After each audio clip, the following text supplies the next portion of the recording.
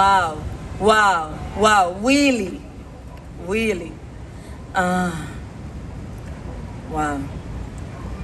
This project started September 7th, and there were other voices of wonderful poets that started the project with us.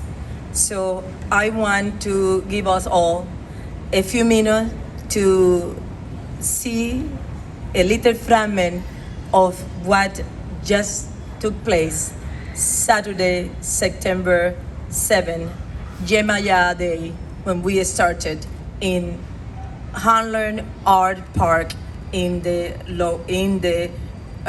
east side of Harlem here. So just let's see the video.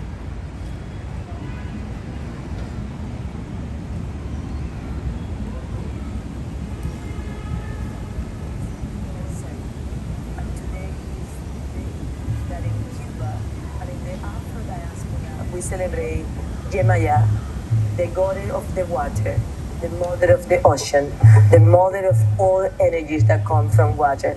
So I am so happy to be in this art park in Harlem. Procession of Angels is an invitation to walk together, sing together, with an idea of how do we create better rapports? How do we become kinder to each other, nicer to each other, closer in a way? It's a metaphor to think about exploring our humanity, the potential of betterment between all of us. I hope that when we start this project and when this project become a marking day in the history of this park, that in an entire moment of renewal, restorative energy and potential for these areas and art in the park will continue.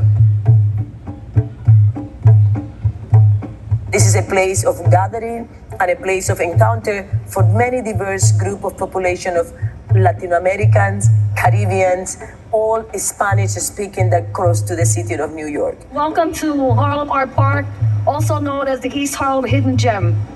I have here a proclamation from the Manhattan Borough President for her contributions to the city and proclaim September 7th as María Magdalena Appreciation Day.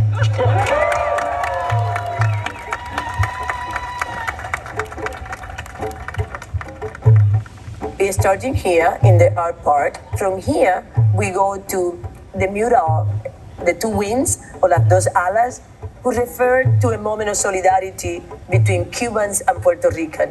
So this idea that Cuba and Puerto Rico are from a bird, two wings, is represented in this mural.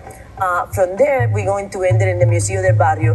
Museo del Barrio has been the home for all creative thinkers and forces of proposing new ideas in this city. And in every place, we have inviting a poet. Why poetry? Because poetry, I think, and I want to propose the poetry is a language to the spirit. We have been very blessed to have extraordinary speakers and poets from Richard Blanco. Nothing to do with the field dust in his eyes or his son nested in the ache of his arms. We are his son. We're a black teenager who drove too fast or too slow, talked too much or too little, moved too quickly but not quick enough. With the blast of the bullet leaving the gun. With the guilt and the grief of the cop who maybe wished he hadn't shot. We mutually pledge to each other our lives, our fortunes, and our sacred honor. We mutually pledge to each other our lives. Marina, a New Yorker who will be at Las Dos Alas. The first among all peoples who produced language, culture, art, philosophy, and theology, and developed astronomy and navigation, mathematics and logic, medicine and chemistry, architecture and engineering, and all the other stolen sciences that were born out of Africa. Here now we honor our indigenous forebears, whose ancestral lands were seized, free people forcibly taken from their fertile homeland, bound in rustic shackles, driven across sacred waters, filled with deep crevices that often served as the only path to ascension for millions of brave souls. And Haydn, which is just 10 years old, the laureate poet of the state of New York. And he will be ending the day today at Museo del Barrio. In my mind, I used to be a child of poverty, not knowing that hopes and dreams can become reality. In my mind, I thought it was fun to sit in the back of the classroom because my teacher never asked me to read or write. But little did she know, I was ever so bright. In my mind, I couldn't understand why they used to call me ashy and black. I always heard being black, living in a railroad track, those are the things that would hold you back. But now I understand why they used to call me ashy and black. Black is the color of my skin, so soft, beautiful, silky, and smooth. In my mind, I used to hear my grandma cry, on her knees, bowing down, shouting, thank you, Lord, for blessing this house. Her cries brought tears to my eyes. Grandpa's cries was thanking God for all his blessings, but now I understand why. In my mind, I used to hear my ancestors cry. They help clear the path so others do not have to die. Justice and peace, oh Father, please help me. And that's what I heard in my mind. And when we enter the afternoon at the Museo del Barrio, we will be doing what we call a day of making. And the day of making is just to create signage and graphic that we're going to be using September 20.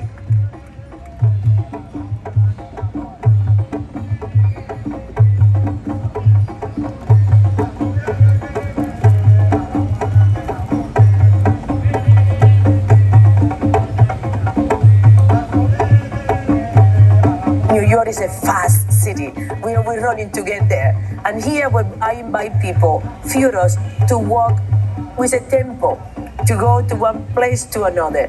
And all that we're doing is for the people that we see us and the people that will join us is to marking a small different energy.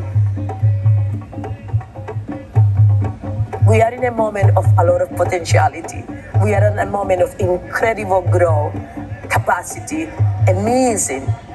And still, we are in a faulty line in understanding and caring for each other in the most simple ways as human.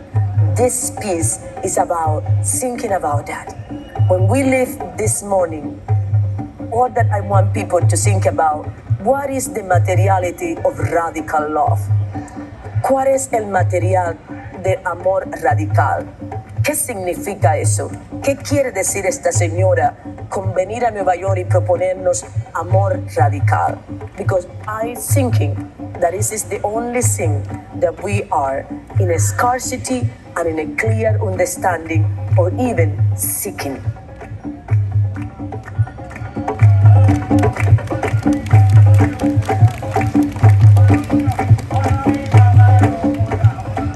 So here we are seeking, trying to understand, and at least from my position here, to propose to every one of us to think about what is radical love. How could we exercise radical love in this particular time in history? Before we move to the second part of this presentation, I wanted to tell a little bit who are the figures behind the inspiration for the Procession of Angels for Radical Love and Unity. Ana Mendieta, a Cuban-American artist who born in Cuba, came here very early. And one of the reasons that I am in this stage today is because Ana Mendieta returned to Cuba to establish a conversation between artists. So Ana Mendieta is one of the angels that has been inspirational and guiding line in my journey. Felix Gonzalez Torres, one of the most important figures for conceptual art in our time, here in New York, another Cuban-American, a soul that made New York City home and place for play and argument. Celia Cruz, de reina de la salsa, la gran figura de la música cubana en Cuba, in the United States and in the world. I grew up in Cuba when Celia Cruz was forbidden. I arrived here And then Celia Cruz was not only an inspiration, but a light in all my journey. Rogelio Arenas, a poet at the same time, a writer of novels, and a figure that fought in Cuba for freedom to be not only an artist, but a man with his own sexuality. He was one of the first people who put a real fight in Cuba for the expression of diversity in gender identification and gender representation. Jose Marti. Jose Marti is the reason in first place that I am standing here. He came to United States to think about freedom and to fight not only for freedom of Cuba, but freedom of Puerto Rico and at the same time, Filipinas. This morning when we were in Jose Marti monument at Central Park, I was mentioning how solidarity was a fundamental idea or line of thought in both his philosophical and revolutionary work. But also Jose Marti was an extraordinary poet. He was a man who experimented with a Spanish language and one of the most important figures of modernism during that practice. So no one of us arrived to any place alone. We have people who carried us, support us, and inspire us. For me, in this idea of a procession of angels, people who are extraordinary, not only in the ethics stand, but also in the poetical stand, and in the way of seeking art as a vehicle to make us all much, much better human. Behind this process too is the idea of how do we exercise our humanity in this particular moment. Again, no a protest, no a march, no a parade, no a manifestation. A procession of angels for radical love and unity, centered in the language of poetry and in the language of music and the language of visuality.